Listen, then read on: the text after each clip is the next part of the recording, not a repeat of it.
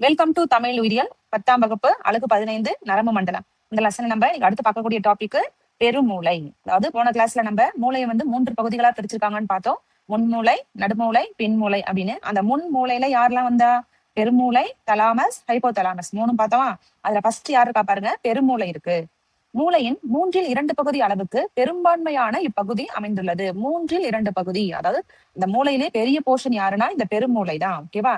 பெருமூளையானது நீள்வாட்டத்தில் வலது மற்றும் இடது என இரு பிரிவுகளாக ஒரு ஆழமான பிளவு மூலம் பிரிக்கப்பட்டுள்ளது. அதாவது நான் மூளையை உங்களுக்கு இந்த இடத்துல இப்படி வரைஞ்சு காட்டுறேன் பாருங்க. இந்த பெருமூளையை நடுவுல ஒரு ஆழமான பிளவு ஒண்ணு பிளக்குது. ஓகேவா? பிளக்கும் போது ஒரு பக்கம் லெப்ட் பிரிஞ்சிருது, ஒரு பக்கம் ரைட், அதாவது இடது வலதுன்னு சொல்லி 2ஆ பிளக்குது.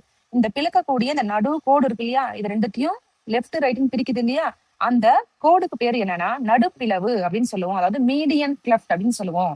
இப்ப இந்த பெருமூளையை லெப்ட் ரைட்டா பிரிச்சதுனால, ஃபார் எக்ஸாம்பிள் ஒரு ரவுண்ட் இருக்குன்னு வச்சுக்கோங்க. இந்த ரவுண்ட் நம்ம 2ஆ பிரிச்சிட்டோம்னா இது ஒரு அரைக்கோளம் ஆயிடுது, இது ஒரு அரைக்கோளம் ஆயிடுது. அதே மாதிரிதான் இந்த மூளையோட பெருமூளையை இந்த மீடியன் கிளெஃப்ட்ங்கிற நடுப்பிளவு 2ஆ பிரிச்சு லெப்ட் ரைட் அப்படின்னு சொல்லி 2 அரைக்கோளங்களா பிரிக்குது. இப்பிரிவுகளில் செரிப்ரல் ஹெமிஸ்பியர், ஓகேவா? செரிப்ரல்னா செரிப்ரம், அதாவது பெருமூளை. ஹெமிஸ்பியர்னா பாதி வட்டம், அரை வட்டம், அதாவது பெருமூளை அரைக்கோளங்கள் என்று அழைக்கப்படுகிறது. இப்பிரிவுகள் மூளையின் அடிப்பகுதியில் கார்பஸ் கலோசம் எனும் அடர்த்தியான நரம்பு திசுக்கற்றையால் இணைக்கப்பட்டுள்ளது. கார்பஸ் கலோசம்ங்கிறது எங்க இருக்குன்னா, இந்த பெருமூளை இப்ப 2 ஹாஃபா பிரிச்சிருக்கு இல்லையா, 2 பாதி வட்டமா பிரிஞ்சிருக்கு. அந்த 2 பாதி வட்டத்தையும் அடிப்பகுதியில இணைக்கக்கூடிய ஒரு பஞ்ச் ஆஃப் திசு தான் யாரு அப்படின்னா இந்த கார்பஸ் கலோசம். 2த்தையும் இணைக்கக்கூடிய ஒரு பகுதி. பெருமூளையோட வெளிப்பக்கம் பார்த்தோம்னா சாம்பல் நிற பகுதியால் ஆனது. சாம்பல் நிற பகுதினா அங்க என்ன கலர் நியூரான் இருக்கணும்? கிரே கலர் நியூரான் இருக்கணும். அப்படின்னா அதுக்கு மேல மைலின் ஷீத் இல்லாத நியூரான் இருக்கு. ஓகேவா? அப்ப அந்த பெருமூளையோட வெளிப்பகுதி சாம்பல் நிற பகுதியா இருக்கு. அதாவது பெருமூளை புறணின்னு சொல்றோம். புறணினா வெளிப்பக்கம். அதே பெருமூளையோட உட்புறம் பாருங்க, பெருமூளையின் உட்புறம் ஆழமான பகுதி வெண்மை நிற பொருளால் ஆனது. ஓகேவா? பெருமூளையோட உள்பக்கம் என்ன கலரா இருக்கு? வெள்ளை கலரா இருக்கு. அப்ப நாங்க என்ன நியூரான் இருக்கும்? மைலினேட்டட் நியூரான் இருக்கும். மயலின் உரை போர்த்தப்பட்ட நியூரான் இருக்கும். அப்ப மூளையோட வெளிப்பக்கம் பார்த்தோம்னா சாம்பல் கலராகவும், உள்பக்கம் பார்த்தோம்னா வெண்மை நிறமாகவும் இருக்கு. பெருமூளை புரணி அதிகமான மடிப்புகளுடன் பல சுருக்கங்களை கொண்டு காணப்படும். நம்மளுடைய மூளையில இந்த படத்தை பாருங்க, இதுல நிறைய இந்த மாதிரி மடிப்புகள் கோடு கோடா தெரியுதா? அந்த மடிப்புக்கு பேரு என்ன அப்படின்னு பார்த்தோம்னா சல்சி கைரி அப்படின்னு சொல்லுவாங்க. அதுல மேடா உள்ள பகுதிக்கு பேரு கைரி, பள்ளமா உள்ள பகுதிக்கு பேரு சல்சி அப்படின்னு சொல்லுவோம். அந்த சல்சி கைரியில தான் அந்த விஷயங்கள் போயிட்டு நமக்கு சேவ் ஆகும். இவ்வாறு மடிப்புற்று இருப்பதால் பெருமூளை புரணி அதிக பரப்பை கொண்டது. ஒரே ஷீட்டா பெருசா இருந்துச்சுன்னா நமக்கு அந்த பரப்பளவு கம்மியா இருக்கும். மடிச்சு வைக்கும் போது அதோடைய பரப்பளவு எப்படி இருக்கு? ரொம்ப பெருசா இருக்கு. அப்ப மூளையோட பெரிய பகுதி யாருன்னா இந்த பெருமூளை தான். ஒவ்வொரு பெருமூளை அரைக்கோளங்களும் முன்புற கதுப்பு, பக்கவாட்டு கதுப்பு, மேற்புற கதுப்பு மற்றும் பின்புற கதுப்பு என்று பிரிக்கப்பட்டுள்ளது. ஃபார் எக்ஸாம்பிள் நம்ம மூளையோட ஒரு பக்கம், அதாவது பாதி அரைக்கோளம் இருக்கா, இந்த அரைக்கோளத்துல பார்த்தோம்னா இங்க ஒரு லோப் இருக்கு, முன்புறம் ஒரு கதுப்பு இருக்கு, பின்புறம் ஒரு கதுப்பு, பக்கவாட்டுல கதுப்பு இருக்கும், மேல் பக்கம் கதுப்பு, எல்லா இடத்துலயும் அந்த மாதிரி லோபான அமைப்புகள் இருக்கு. இவை அனைத்தும் பெருமூளை கதுப்புகள் என்று அழைக்கப்படுகின்றன. இவை ஒவ்வொன்றும் ஒரு குறிப்பிட்ட செயலுக்கு பொறுப்பானவை. நம்ம மூளை இந்த கதுப்புகள் ஒவ்வொன்றுக்கும் ஒரு வேலை இருக்கு. அதுல ஏதாவது ஒரு பக்கம் அஃபெக்ட் ஆனா கூட அந்த பக்கம் செய்யற வேலை தடைப்பட்டு போயிடும். ஏதேனும் ஒரு குறிப்பிட்ட கதுப்பில் ஏற்படும் சேதம் அந்த பகுதிக்கான செயல்களை பாதிக்கும். ஃபார் எக்ஸாம்பிள் இந்த பக்கம் நமக்கு சிந்திக்கிற வேலையை பார்க்குதுன்னு வச்சுக்கோங்க. இந்த இடத்துல ஏதாவது அடிப்பட்டு இன்ஃபெக்ஷன் ஆகி ஏதோ ஒரு அஃபெக்ஷன் ஆயிடுச்சுன்னா நம்ம மூளைக்கு என்ன திறன் குறைஞ்சு போயிடும்? சிந்திக்கிற திறன் குறைஞ்சு போயிடும்.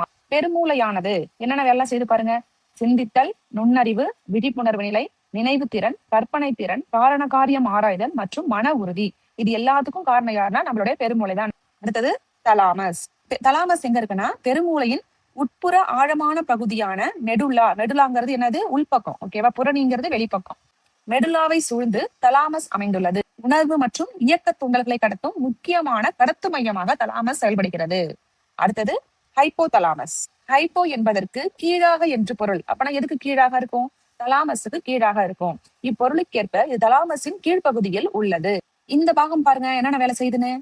இந்த ஹைப்போதலாமஸ்ல பசி, தாகம், தூக்கம், வியர்வை, பாலுறவு கிளர்ச்சி, கோபம், பயம், ரத்த அழுத்தம், உடலின் நீர் சமநிலை பேணுதல் ஆகியவற்றை கட்டுப்படுத்துகிறது. இன்னொரு முக்கியமான வேலை பாத்தீங்கன்னா இது உடலின் வெப்பநிலையை ஒழுங்குபடுத்தும் மையமாக செயல்படுகிறது. ஓகேவா? நம்ம பாடியோட டெம்பரேச்சர் மெயின்டைன் பண்றது யாருன்னா இந்த ஹைப்போதலாமஸ் தான். இப்ப நமக்கு ஃபீவர் வரும்போது, ஜுரம் வரும்போது நமக்கு உடம்பு என்ன ஆயிடுது? ரொம்ப சூடா இருக்கு. ஏன் ஜுரம் வரும்போது உடம்பு சுடணும்?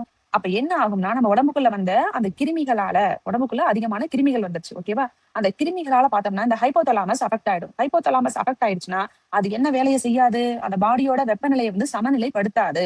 அப்ப வெப்பநிலையை சமநிலைப்படுத்தாததுனால நமக்கு என்ன ஆயிடுச்சு, பாடியோட டெம்பரேச்சர் அதிகமாயிடுச்சு. திடீர்னு பார்த்தோம்னா நம்ம உடம்பு அவ்வளவு சூடா இருக்கும், திடீர்னு பார்த்தோம்னா சில்லுன்னு ஆகும். ஜுரம் இருக்கும்போது அப்படித்தானே இருக்கும், திடீர்னு ஹை டெம்பரேச்சர் இருக்கும், திடீர்னு லோ டெம்பரேச்சர் ஆயிடுவோம். இப்ப டெம்பரேச்சர் மாறி மாறி இருக்கும். இப்ப நம்ம அந்த ஜுரத்துக்கான ட்ரீட்மெண்ட் கொடுக்கும்போது, மாத்திரையோ மருந்தோ சாப்பிடும் போது ஆட்டோமேட்டிக்கா உள்ள அந்த நுண்கிருமிகள் என்ன செய்யும், சாக ஆரம்பிக்கும்.